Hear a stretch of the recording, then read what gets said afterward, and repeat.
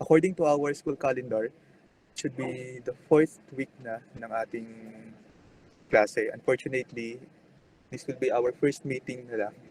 Ngayon lang tayo nag-meet. Then by next week, magkakaroon tayo ng face-to-face. So our first meeting will be online.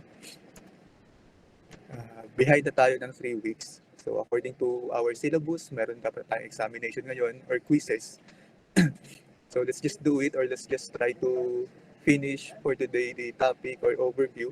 Then by next week, we'll have an examination para lang makahabol tayo sa ating course syllabus. Then, for your information as well, on week 9 or 6 weeks from now, we will be having our midterm. That will be on March 25 or March 26.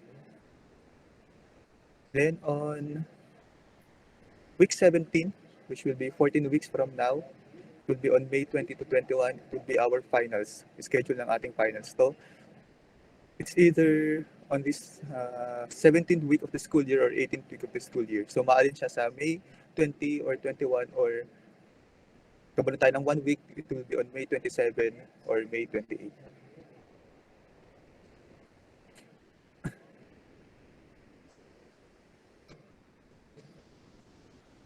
Then yun nga, let's go back to our syllabus.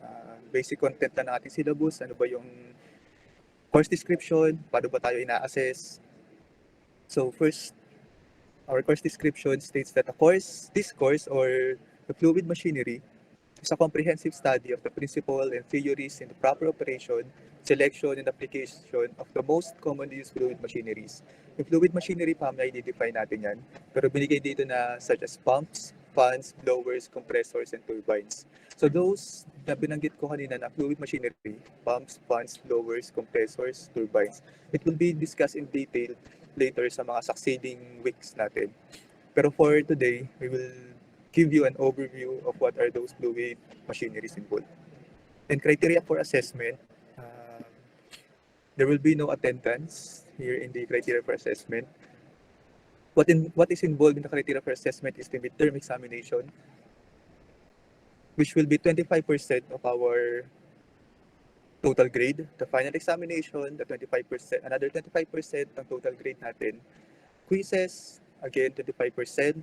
Ito yung mga kagaya, perhaps by next week, we'll have our cases. So it will be part of the 25% of our total grade.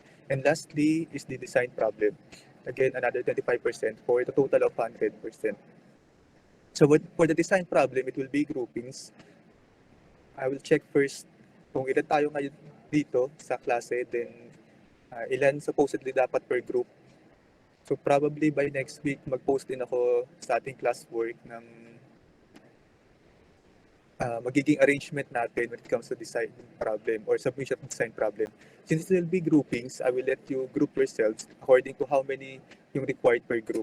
Yung instruction naman, ipopost ko na lang din sa classwork. Then, ayun, pa-share na lang nung Excel file. If makakapag-edit kayo doon, then saka ko siya gawing as reference.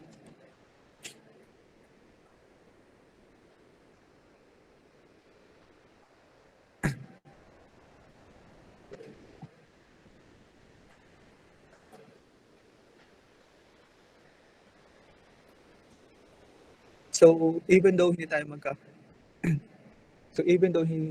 makakaroon ng class attendance, by next week during our face-to-face, I will request each and every one of you na to introduce yourself. So for now, yung attendance natin, I will just take a screenshot later of sino ba yung umattend sa klase. It will be used for my objective evidence naman. Then before we start the exact introduction of fluid machineries, let me introduce myself. I am Jose Angelo Alonso.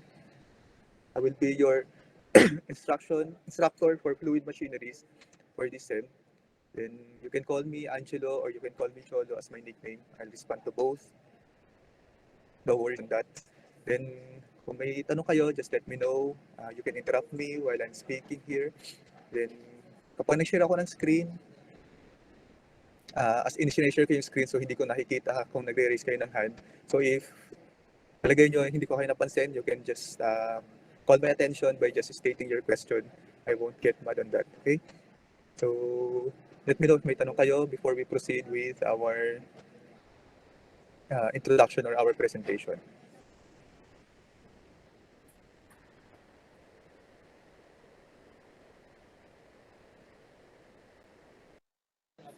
Acknowledge, Miss Claudine.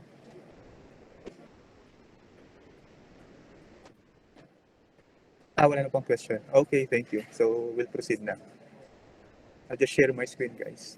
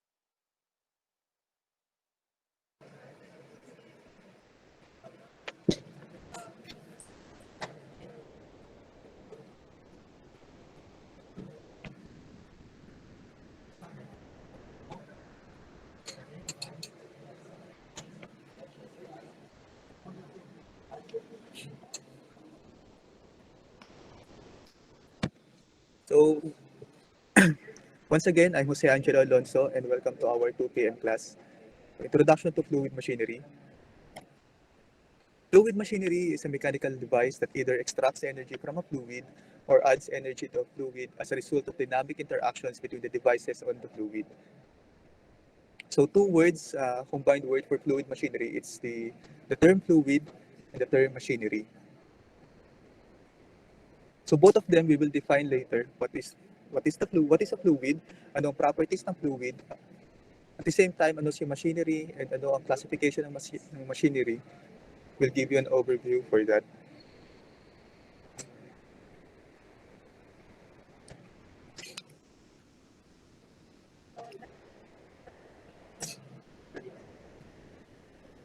So the fluid used can be either a gas or a liquid. So later there is a classification of fluid machinery depending on the fluid used. The basic operating principle are the same way naman whether the fluid is a gas or a liquid. So this module includes a discussion of the classification of fluid machineries, principle of the fluid flow, and the dimensional analysis. Dimensional analysis, ito yung mathematical technique used to predict physical parameters that influence the flow in the fluid. So machinery in other terms is machine, equipments, or apparatus. So fluid, ito nga yung liquid or gas natin. But first, let's define or let's give the exact definition of what is a fluid. So fluid is defined as a substance that has no fixed shape.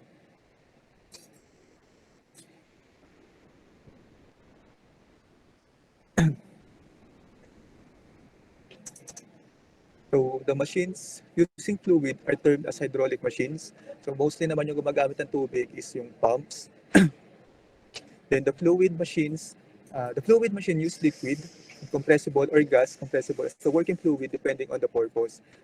So kaya gumagamit or nag-iiba yung ginagamit nating medium dito, for example, liquid or gas, is depende to sa kung anong purpose ng ating machine or kung ano yung practical use na pinagagamitan ng machine natin. Liquid, specifically sinabi dito na incompressible. Bakit siya naging incompressible? Kasi yung molecules ng liquid are relatively close to each other. So there's no way na makompress pa natin yung liquid. Unlike in gas, na kung saan ang molecules naman ito ay relatively far to each other, so there's still a space or there's still a provision na makompress pa natin ang gas. Then yung practicality use nga niya and purpose niya is magdidepende or mag-iiba depending on the industrial purpose or industrial function. So gas can be an air. You can compress it, use it to inflate your wheels. for pumps, it uses water, so you can use it to transfer the fluid or the water from a lower level to a higher level. So that is fluid. Ngayon, when we discuss about fluid, we need to discuss naman yung properties na meron yung fluid natin. So, kukunti lang naman to, specific weight, mass ng fluid, weight ng fluid, volume ng fluid, and the constant, which is the acceleration due to gravity. So, yung fluid properties, ano lang siya, mag-iikot-ikot lang naman dito yung formula o kung paano siya kinukuha.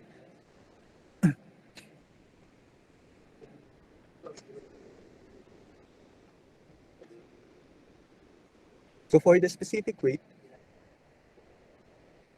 ang equation niya para makuha natin yung value ng specific weight is to multiply the density of ng fluid sa kanya acceleration due to gravity.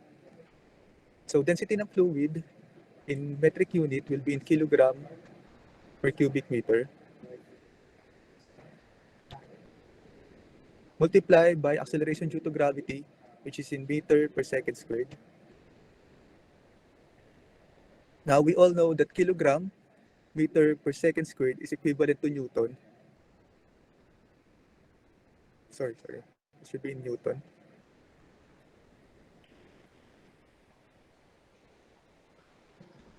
So, ang magiging unit niya will be in Newton per cubic meter. So, divide the value into 1,000 para maging kilonewton lang naman siya. So, another formula to determine the specific weight is the weight ng fluid divided by its volume.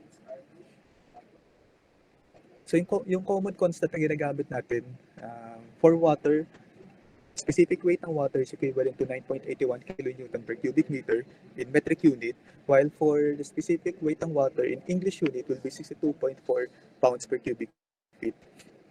Well, mahalaga to since yung problem given naman is nagdidepende, hindi siya usual or hindi siya lagi na metric unit.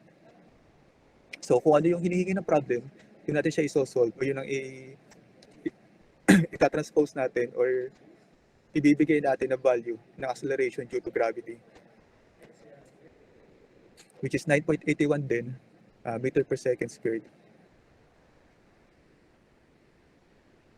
So, next is the fluid property, which is the mass. So, we define the mass as the measure of the amount of matter contained in an object. So, simple analogy lang, a mass of an object here on Earth will have the same mass kapag dinala mo siya sa outer space, while the weight is the force exerted naman to a mass by the gravity. So, nagbabago ang value ng weight depending on the acceleration due to gravity. So, para makuha si mass, we just need to divide the weight of an object to the specific gravity here on Earth, which is 9.81 Newton per meter squared and 32.2 feet per second squared. So sabi ko nga, mag-iikot-ikot lang dito or iikot lang dito yung ating fluid properties sa mass, sa weight, sa volume, sa density, plus the constant, which is acceleration due to gravity. So dapat alam lang natin sila kung paano makuha yung value. Next is density ng fluid. It is defined as the mass per unit volume.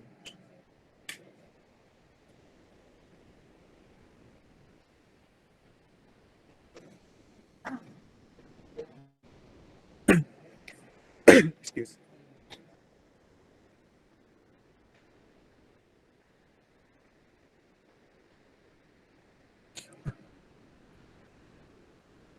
So kapag given sa problem ang mass and volume, syempre makukuha natin si density. But at the same time, makukuha din natin si specific weight. Kasi we just need to multiply the density by acceleration due to gravity. So as long as given si mass, si volume, makukuha natin si density, then kanyang specific weight. So common density values for water, it will always be 1,000 kilogram per cubic meter at 4 degrees standard temperature. Then in English unit, it will be 62.4 pounds per cubic meter. Moving forward, specific gravity states that the ratio of the density of substance to the density of a given reference material. So, specific gravity daw is density ng fluid, kung anong fluid ang kinukuha natin or ano yung fluid dun sa problem, divided by the density ng